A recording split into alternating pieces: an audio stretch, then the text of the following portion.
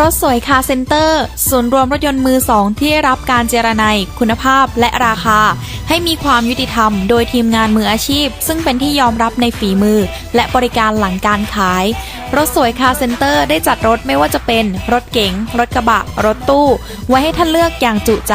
พร้อมงานบริการหลังการขายครบวงจรช่วงนี้จนถึงวันที่ 28 กุมภาพันธ์